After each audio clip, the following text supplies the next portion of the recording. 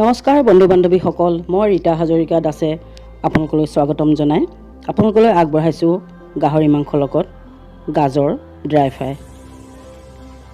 এতিয়া এয়া গাজৰ বতৰ, আমি সকলোৱে গাজ খাওঁৱে, সেয়ে মই আজি গাজৰ লগত গাহৰি মাংস বনাবলৈ লৈছোঁ।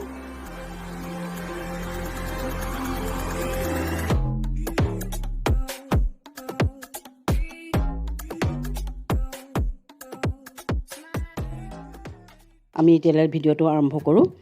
এয়া গাহৰি মাংস আৰু এয়া হৈছে ভলুকা বাঁহৰ গাজ। গাজটো প্ৰথমতে মই বাকলি গুচাই চাফা কৰি ল'ম।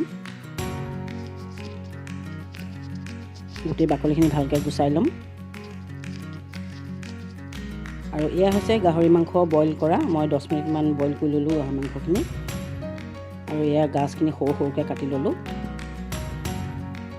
এয়া সৰু সৰুকৈ কাটি লৈছোঁ। এয়া নিমখ, হালধি, এইটো নহৰু পাত হয়, গোন্ধটো ভাল হ'বৰ কাৰণে দিছোঁ। আৰু এইটো হৈছে পদিনা পাত, ইয়াৰ চাটনিও বনাই খায়। আৰু এয়া হৈছে জলকীয়া, ভোট জলকীয়া, এয়া নহৰু, এয়া পিঁয়াজ আৰু এটুকুৰা আদা। এতিয়া মই প্ৰথমতে গেছত কেৰাহীখন গৰম হ'বলৈ দি অলপ মিঠাতেল দি লৈছোঁ। এতিয়া ইয়াৰ ওপৰত পিঁয়াজখিনি দি দিছোঁ।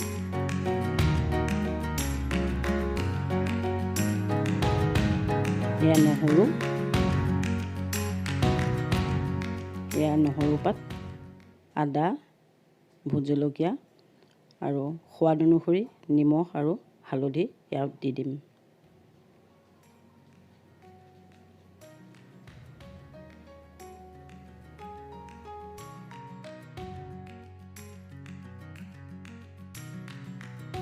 গোটেইখিনি আদা, নহৰু, পিঁয়াজ গোটেইখিনি ভালকৈ ভাজি লোৱাৰ পাছত এয়া অকণমান ৰং উঠিবৰ কাৰণে জলকীয়া গুড়ি অলপ দি দিছোঁ।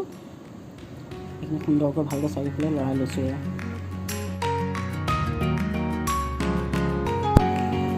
এতিয়া বইল কৰা গাহৰিখিনি মই ইয়াৰ ওপৰত দি দিলোঁ। এয়া দেখিছেনে? এতিয়া এইখিনি চাৰিওফালে ভালকৈ লৰাই ল'ম, যাতে মাংসখিনিত নহৰু, পিঁয়াজ, আদা গোটেই মছলাখিনি সোমাই যায়। ইয়াত বেলেগ মছলাৰ কোনো প্ৰয়োজন নাই, যিহেতুকে বাঁহগাজ দিম আমি। এতিয়া এইখিনি মই ঢাকনা এখনে ঢাকি দিম। গাহৰি মাংস সিজি গ'ল, 5 মিনিটমান মই ঢাকি থ'লোঁ। এয়া দেখিছেনে, মাংস সিজি গৈছে ধুনীয়াকৈ। এতিয়া মই ইয়াত বাঁহগাজখিনি দি দিম।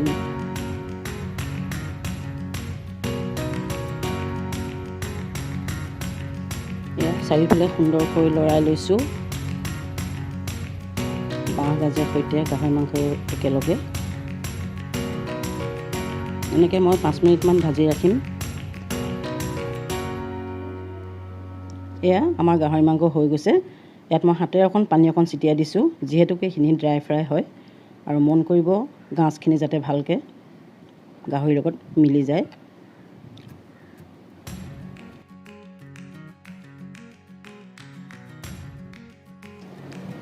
এয়া আমাৰ বাঁহগাজৰ লগত গাহৰি মাংস ড্ৰাই ফ্ৰাই তৈয়াৰ হৈ গ'ল।